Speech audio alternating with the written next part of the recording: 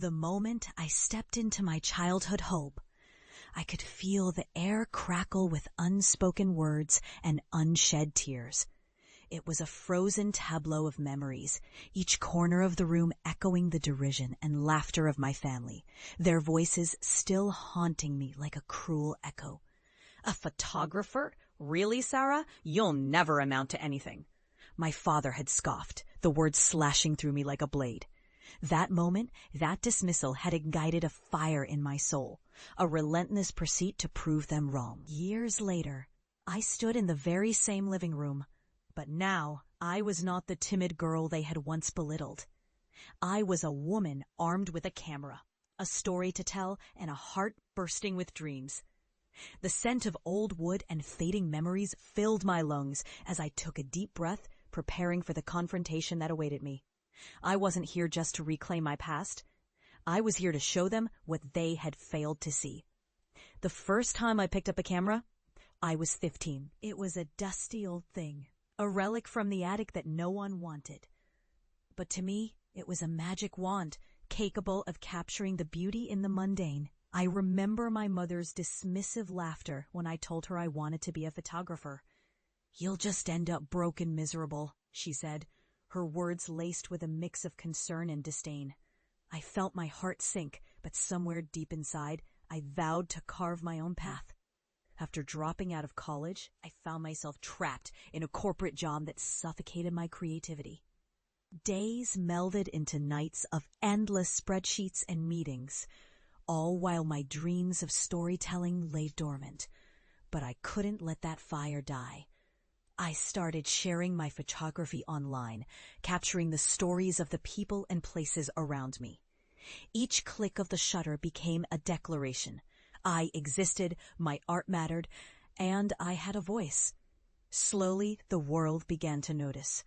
My photos, images of forgotten towns blossoming with life, of families united in love, of nature reclaiming its territory, started to resonate with people. They saw what I saw, the beauty hidden beneath the surface, the narratives waiting to be told. As my following grew, so did my passion. Every photograph became a testament to resilience, a celebration of community, and a reminder that there was always hope. Then came the day I was featured in a local gallery. It was a moment that felt surreal, like I had stepped into a dream. As I stood in front of my photographs, framed and illuminated, I could hardly believe what I had accomplished. My heart raced with pride, but a part of me felt hollow. I had achieved so much, yet the voices of my family still echoed in my mind. I had to show them, and so here I was, back in the living room that once felt like a prison. My family was gathered around the television, their faces pale and drawn, a stark contrast to the joyful memories I held. I cleared my throat, my heart pounding as I prepared to unveil my success. "I want to show you something," I said, my voice steady but laced with emotion. I pulled out my laptop, the screen glowing with the images of my journey. With every click, I revealed the stories behind each photograph. The abandoned park I had transformed into a community garden. The elderly couple who had shared their love story with me. The children laughing in the streets where once there was only despair.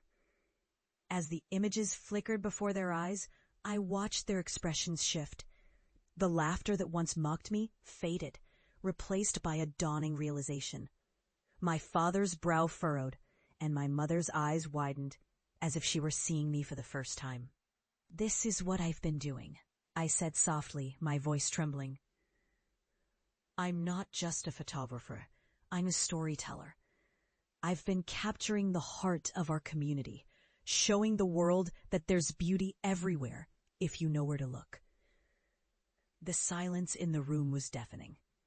I could see the gears turning in their minds, the weight of their past words pressing down on them like a heavy stone. My mother's eyes glistened with unshed tears, and my father's fists clenched as his face turned a shade of crimson. I had come home not just to reclaim my worth, but to confront the consequences of their dismissal. "Why didn't you tell us?" my mother finally whispered, her voice breaking. "Why didn't we see?"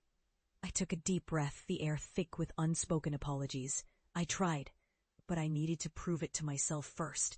I needed to show you that following my passion wasn't a waste. It was everything. With each image, I revealed more than just my journey. I unveiled the impact of art on our world. The way my photos had sparked conversations, inspired change, and brought people together.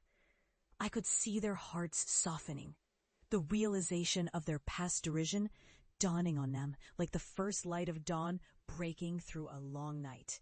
"I'm sorry," my father finally spoke, his voice barely above a whisper. "I was wrong to doubt you. You've done something incredible, Sarah."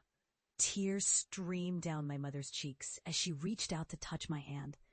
"We were scared, honey. We didn't understand, but I see it now. I see you." In that moment, the weight of my past began to lift. The shame, the anger, they all started to dissolve in the warmth of their acceptance. I so hard to pursue my dreams, to carve my own path, and now I was finally being seen for who I had become. As we sat together in that living room, once a place of mockery, now one of reconciliation, I felt a profound sense of peace wash over me.